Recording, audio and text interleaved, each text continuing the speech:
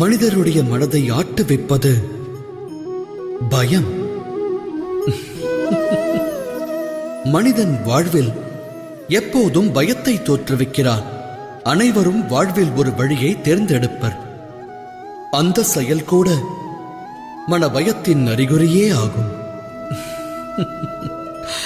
ஆனால் அந்த பயமானது ஏன் தோன்றுகிறது?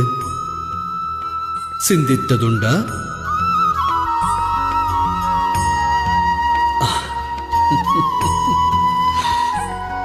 பயத்தின் அர்த்தம் வருங்காலத்தை பற்றிய விபரீதமான கற்பனையே.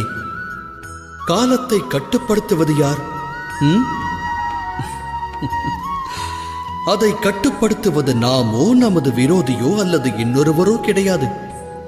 காலமானது இறைவன் ஆணைப்படி நடப்பதல்லவா?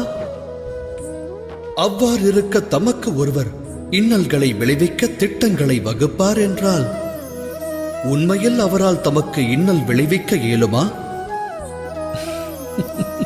இயலாது. ஆனால் பயம் கொண்ட ஒரு இதயமானது பெரும் ஆபத்தை விளைவிக்க வல்லது. இது சத்தியமல்லவா?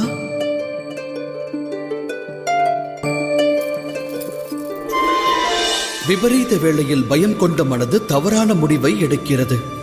விபரீதத்தை அது மேலும் வினையாக்குகிறது. ஆனால் நம்பிக்கை கொண்ட மனமானது விபரீத வேளையையும் வெகு இலகுவாக வென்று காட்ட வல்லது. அதாவது மனிதன் தனது இதயத்தில் எந்த விபரீதம் நடக்கக்கூடாது என்று பயத்திற்கு இடமளிக்கிறானோ அது நடக்கிறது. இது உண்மையல்லவா? சிந்தித்து செயலாற்றுங்கள்.